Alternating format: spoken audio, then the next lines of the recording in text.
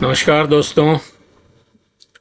मैं हिम्मत सेठ आज फिर आपसे मुखातिब हूँ एक नए विषय को लेकर। आज अंतर्राष्ट्रीय मजदूर दिवस है और अंतर्राष्ट्रीय मजदूर दिवस क्यों मनाया जाता है ये अब किसी को बताने की आवश्यकता नहीं है। मेरा मतलब है कि इस बात को सब जानते हैं कि मजदूर दिवस मजदूरों की एकता का दिन है। आज से 100 सवा 100 साल पहले कभी बहुत विषम परिस्थितियों में जब मजदूर काम करता था, काम के घंटे भी फिक्स नहीं थे और छुट्टियां नहीं मिलती थी, वेतन पूरा नहीं मिलता था, बहुत बुरी हालत थी, काफी शोषण होता था। उस समय अमेरिका के शिकागो शहर में मजदूरों ने इकट्ठे होकर एक आंदोलन किया। आंदोलन में लाठीचार्ज हुआ, गोलियां चली और काफी खून बहा। और वो आंदोलन था काम के घंटे फिक्स करने के लिए। और उसके बाद ही आज जो आप देख रहे हैं ना 8 घंटे की ड्यूटी, वो उस आंदोलन की ही देन है कि पूरे विश्व में काम के 8 घंटे तय हुए। 8 घंटे से ज्यादा काम कोई भी मालिक, उद्योग धंधों का मालिक या दुकान का मालिक या और कोई 8 घंटे से ज्यादा काम नहीं ले सकता है। ये बात उस समय तय हुई जब शिकागो में आंदोलन हुआ था। आज सारी दुनिया में उसका जश्न मनाया जाता है, उसकी खुशियां मनाई जाती है कि पहली बार जब आंदोलन हुआ और मजदूरों में ये हिम्मत आई कि हम किसी चीज का विरोध कर सकते हैं, तब उनको उसकी खुशियां, उस जीत की खुशी आज भी मनाई जाती है। मैं समझता हूं कि अंतर्राष्ट्रीय मजदूर दिवस पूरे विश्व में मनाया जाता है। अमेरिका में भी मनाया जाता है, यूरोप के सभी देशों में मनाया जाता है और भारत और एशिया के देशों में भी मनाया जाता है। तो ये एक ऐसा मजदूरों का त्योहार है कि जिसपे बहुत खुशी प्रकट होती है। भारत में भी कई जगह बनाया जा गया। हमारे उदयपुर शहर में भी दिन में सुबह सड़कों पर रैलियां निकाली, कलेक्टर कार्यालय पर इकट्ठे होकर सभा की और हमारे मजदूर नेताओं ने वहां पर अपनी तकरीरें की और इस सरकार के खिलाफ एक गुस्सा लोगों का जो था वो उसमें निकला। इसी तरह हमारे पास के शहर केशरिया जी में, वहां पे भी तीन पंचायत समितियों के लोग, खेरवाड़ा, केशरिया जी और मतलब ऋषभदेव और नया गांव, तीनों जगह के लोग इकट्ठे हुए और वहां पर भी बड़ी मीटिंग की लोगों ने और जो मजदूरों की जो डिमांड थी उस डिमांड चार्टर को भी वहां पे रखा। मुझे लगता है कि ये हिंदुस्तान में इस समय जो परिस्थितियां है वो परिस्थितियां बिल्कुल वैसी ही है जैसी उस समय 100 साल पहले शिकागो में जब ये आंदोलन हुआ था मजदूरों का काम के घंटों के लिए। वैसी ही लगभग वैसी ही परिस्थितियां हिंदुस्तान में और पूरे विश्व में बनती जा रही है। आज आप देखिए कि मजदूरों के लिए कोई काम के घंटे नहीं है। पूंजीपति वर्ग अब उस 8 घंटे काम की बात को नकार रहा है और 12 घंटे, 16 घंटे, 14 घंटे, 16 घंटे तक काम ले रहा है। इसी तरह से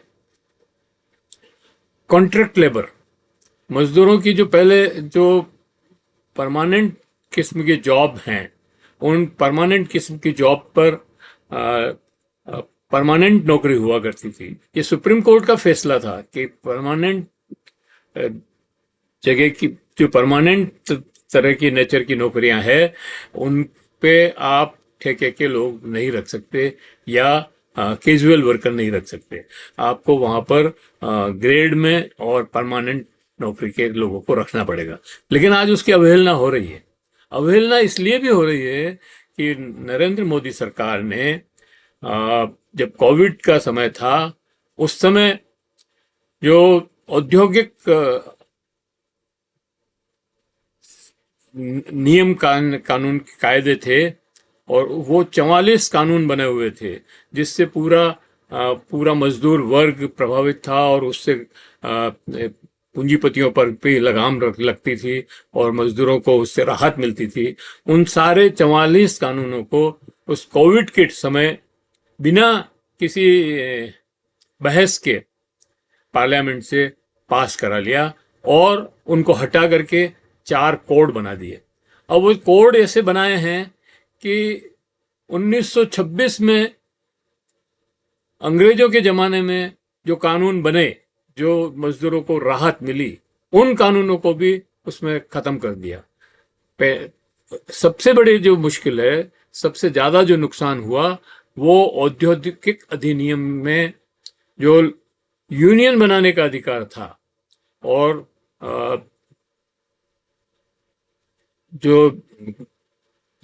वार्ता करने का अधिकार था, वो अधिकार भी छीन लिया या इतना मुश्किल कर दिया कि हर कोई उसको अब प्राप्त नहीं कर सकता।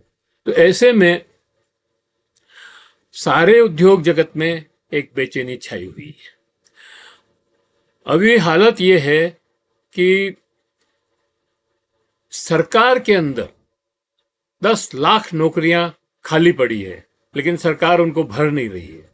इसी तरह से जॉब मार्केट में जो लोग आते हैं, उसमें से 80% लोग बेरोजगार हैं, उनको जॉब नहीं मिलता है, और कहीं जॉब मिल भी रहा है तो वो कॉन्ट्रैक्ट बेसिस पे जॉब मिल रहा है। कॉन्ट्रैक्ट बेसिस का मतलब ये है कि अगर मेरे पास 4 घंटे का काम है तो मैं 4 घंटे का कॉन्ट्रैक्ट कर लूंगा, 4 घंटे आप काम करो और छुट्टी। तो इस तरह से सारा मजदूरों की जो ताकत थी उसको खत्म कर दी गई है। एक तरफ ये हो रहा है, दूसरी तरफ जितने सरकारी कारखाने थे, जो गवर्नमेंट अंडरटेकिंग्स थे, उन सबको बेचा जा रहा है, उनको प्राइवेट लोगों के हाथ में दिया जा रहा है। इससे क्या हुआ कि लोग निजी क्षेत्र में जाने से वहां पर जो नौकरियां थी वो कम हो गई। वो अब सेठ जो है, जैसे हिंदुस्तान जिंक का ही मामला लें आप। हिंदुस्तान जिंक जब सरकार में था, तब यहाँ पर लगभग 13,000 लोग काम करते थे। जब अनिल अग्रवाल वेदांता ने लिया, तो उसमें अभी मतलब 6,000 आदमी कुल काम करते हैं। और उसके बाद उन्होंने जो इन्वेस्टमेंट किया और जो नए नए स्मेल्ट, जैसे दरिबा में स्मेल्टर बनाया, और भी कई उद्योग को आगे बढ़ाने के लिए उन्होंने इन्वेस्टमेंट किए, वो सारा ऑटोमेशन किया और मजदूरों को कम किए। मतलब जो मैन पावर है वो फिजूल इधर उधर घूम रही है, और ये अपने मुनाफा बढ़ाने के चक्कर में कानूनों की परवाह न करते हुए भी अपना काम चला रहे हैं। आप देखिए कि वेदांता का तो ये हालत है कि लॉकडाउन के समय भी ये कारखाना, मतलब माइंस और ये कारखाने चलते रहे हिंदुस्तान जिंक के। अब आप समझिए कि निजीकरण का सामाजिक कितना बुरा प्रभाव पड़ रहा है। सामाजिक एकता को तोड़ा जा रहा है, मजदूरों के हकों को पर कुठराघात हो रहा है, और उनको अपना जीवन बिताने में भी मुश्किल आ रही है।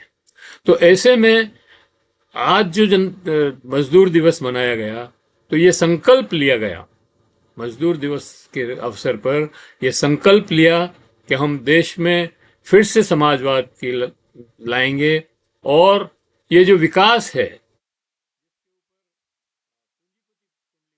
बैठा हुआ है, 40% पूंजी संपत्ति पर केवल 1% लोगों का जो कब्जा हो गया है, और आय भी 22% आय पर 1% लोगों का कब्जा है। तो ऐसे में इस स्थिति को बदलने के लिए काम किया जाएगा। तो ये मजदूर दिवस का जो मजदूर दिवस मनाने का जो काम है वो इस वजह से होता है। और हम मजदूर दिवस के अवसर पर आप सबको बधाई देना चाहते हैं और कहना चाहते हैं कि मजदूरों की एकता ही इस देश में लोकतंत्र, संविधान और सामाजिक न्याय, आर्थिक न्याय देने में सक्षम होगा। इसलिए समाजवाद की स्थापना के लिए सारे लोग प्रयत्न करें। इससे तो विषय बहुत बड़ा है, तो लेकिन मैं इसको, क्योंकि ये वीडियो अपनी सीमा है, तो मैं यहीं समाप्त करता हूँ।